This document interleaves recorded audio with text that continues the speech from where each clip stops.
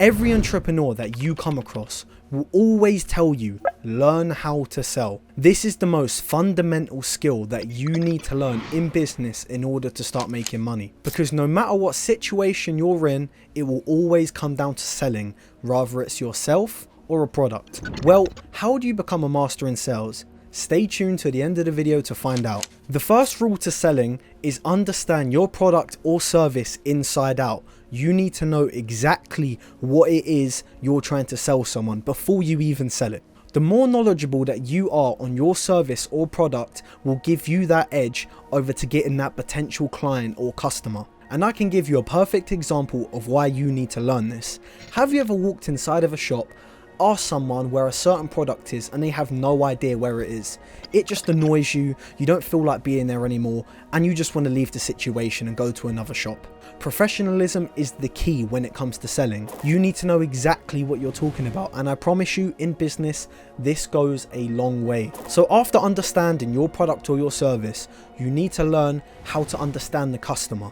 When most salespeople try and sell you something, they always will try to sell the service or product and ram it down your throat. But that's not how you approach selling. You need to ask questions and make sure that what you're selling is perfect and the right fit for the audience. You also need to make sure that what you're selling tailors the customer, because that is the most important thing. Ask them questions. Let's say that you're selling them a car. Ask them, what is the purpose of you need to buy a car? They might say, I need to get from A to B. So in that case, take this option. It's more better on the mileage. It's not going to cost you too much in fuel. That's how you need to be, so you can find the perfect fit for your customer that makes them happy and you also get paid. And it's very good to be ethical. You don't want to sell them something bad so they eventually end up coming back and saying, you sold me this or you promised me that. You don't want to be like that.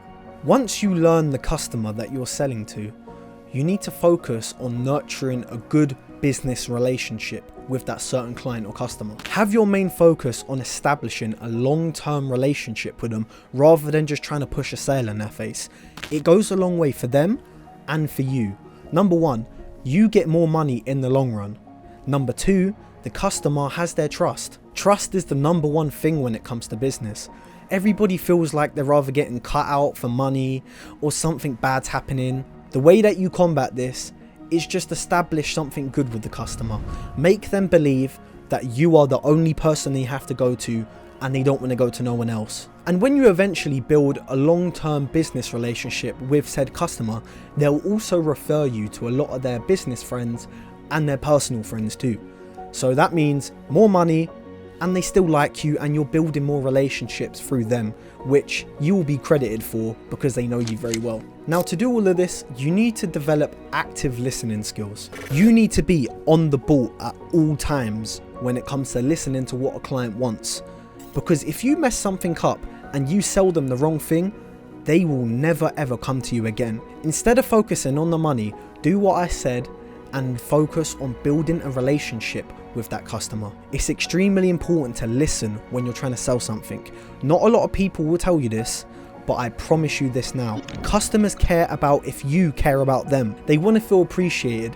They want to know that they can trust you with their hard-earned money. So that comes down to mastering the art of questioning. Use open-ended questions. Let's say that you're a small food business and you just started. You're going around your area giving out free food and asking people if they like it or not. The questions that you should be asking them is, what food do you usually eat? They could say, I eat a lot of homemade food, I eat a lot of fast food. Then from there, you can narrow it down so you can make the sale. They may answer back and say, I only eat frozen food. And then that's when you hit back and say, you know, health is wealth. If you want to stay nutritious and be healthy in life, then you should eat this food. That's how you should plan to make the sale. It's always best to find out your prospect's need, challenge, and goals, so you can worm your way in slowly in order to make that sale. The more information that you have on them is for the better. Now, the main concern with customers when you actually try to sell them something is they don't believe that they're getting the value that they deserve. So what you have to do is create a compelling value proposition. Now, what that means is tell them what they're getting out of the situation. You need to clearly articulate how your product or your service will solve their problems. Now, you could be selling something generic and half of the time they might have this product, but you need to make the person believe that what you have is better and does more and is worth more for a lesser price or similar price, but they're getting more out of it in a situation. Realistically, if you create enough value and you tell them what they're getting, then chances are you'll probably make that sale. However, you're not always going to make the sale, so that leads me into my next point of handle rejection. You don't necessarily take a loss until you quit.